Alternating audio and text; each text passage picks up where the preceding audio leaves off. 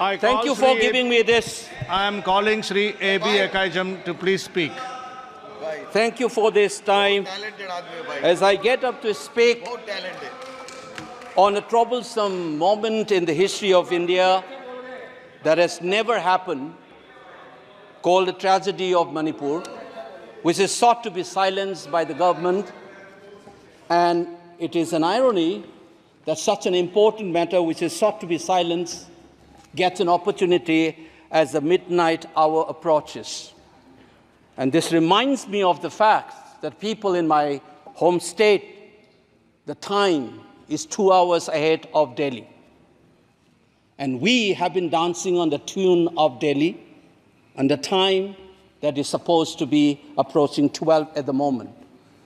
People like Janu Barua and others have demanded for years that Northeast should have a separate time zone. Only then you will be able to live with dignity and a sense of well-being. The kind of priority that I can sense is this moment that I get a chance to speak. Mr. Speaker, sir, Mr. Chairman, I'm drawing your attention to the absence of Manipur in the President's address. This is not a simple absence. It is a reminder of a Rashtra Chetna which excludes people. You must realize that more than 60,000 people are languishing in relief camp in wretched conditions for the last 1 year. If anybody is read partition of this subcontinent, which I have done, I was associated with a research project. We have interviewed more than 1,500 survivors of partition of 1947, and you are witnessing the same thing. People are living in wretched conditions that I cannot even mention here. 60,000 people homeless is not a joke. 200 plus people died. And there has been a civil war-like situations where people are armed to the teeth and roaming around and fighting each other, defending their villages. And the Indian state is a mute spectator to this tragedy for 1 year. I must remind this House that each and every square centimeter of Manipur is covered by a central armed forces. It is one of the most militarized areas in this country where you have more armed policemen than the civil police, besides the armed forces of the Union. Despite this, how is that 60,000 people were rendered homeless and villages in thousands were destroyed? And yet, our Prime Minister remained mute, not even a word. And the presidential address did not even mention that. Shame, shame, shame, shame, shame. And I said that this silence is not normal. It is a reminder of the fact which many scholars have said, that there is a continuity between colonial and the post-colonial period. Today we are observing a day where we begin a new criminal laws, seemingly discarding the colonial heritage. But as Ashish Nandi says, colonialism is a state of mind. It is a psychological phenomenon. It is an outlook, the way you look at the people, the way you look at the world. And the fact that this continuity is shown by neglecting the tragedy of a state, which is the 19th state of the Union.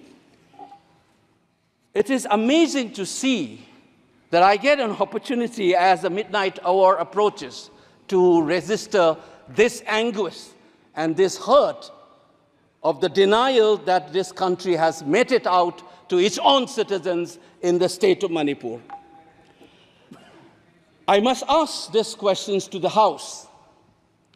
Is this silence communicating to the people of the Northeast, and Manipur in particular, that you don't matter in the Indian state scheme of things? Major Laisam Jotin, who was awarded Ashok Chakra while grappling with suicide bomber, was a Manipuri, who was awarded Ashok Chakra. You are dishonoring his own state. Major Ngangom Joy Datta, who was awarded Veer Chakra while fighting for this country and doing his duty as a part of the peacekeeping force in Sri Lanka in 1987. You are dishonoring this man. You are dishonoring the likes of the youths who hold the tricolor in international platforms. The likes of Mary Kom, Sarita Kunjarani, and Mirabai Chanu. You are saying that you don't matter in this country. Your state doesn't matter in this country. You are also saying that the likes of Ratan Tiam, the icon of the culture of this country, Harivansh Sharma, don't matter in this country. If you have an iota of concern for this state, there would not have been a silence. There would not have been a silence in this house, nor in the presidential address. This must be registered. Please raise your point of order. If you wanted to doubt the nationality and the nationalism of the people of that state, you must realize that these people have fought for the country. These people have brought Lural to this country. Please remember this. And that is what the silence means. 1 second. क्या बात कर रहे हो? And I am telling you गलत नहीं हो this. सकता है. मैरी कॉम को हमने मेंबर ऑफ पार्लियामेंट बनाया. भारतीय जनता पार्टी ने मेंबर ऑफ पार्लियामेंट बनाया. हमने कैसे नहीं इज्जत दी मणिपुर को? मणिपुर को स्पोर्ट्स यूनिवर्सिटी दिया. और आपसा जो है, मैं एक ऐसा आदमी हूं कि मेरे मामा को मणिपुर में गोली लगी. वो सीआरपीएफ के डीआईजी थे. इनको शहीद नहीं पता है. और 1956 में पहला आपसा मणिपुर में लगा. और 1956 से आज तक please listen to the point of order. Please listen to him. Silences. Congress के कारण मणिपुर की यह स्थिति है. 5 years after independence, can you negate this fact? We are talking about the inclusion of the Northeast history after 75 years. That's a classic exclusion. India was an anthropological subject, not a historical subject in the eyes of the colonial forces. And today, the Northeast remains outside of the history of the Indian history textbook. That is why you treat them as the other. And that's the silence. And the silence on the Manipur tragedy is not unique.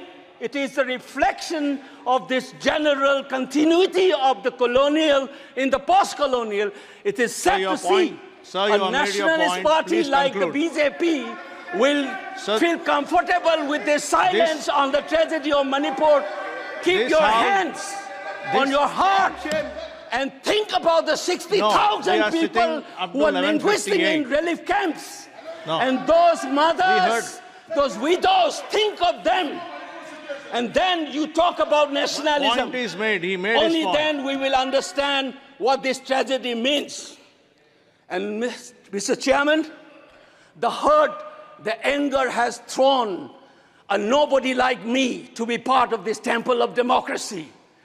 Beating the BJP cabinet minister, think about the pain. If you hear an anxiety, anguish, and a pain in my voice, please go back and see those 60,000 people linguisting in the relief camp. Don't talk about partition remembrance till you bring that. I would keep quiet the moment the Prime Minister opened his mouth and a nationalist party says that Manipur is part of India and we care for the people of that state. Only then I will accept what is nationalism in our face. Thank you, Mr. Chairman. Thank you. I thank the House. The House stands adjourned to meet on Tuesday, the 2nd July 2024 at 11 a.m.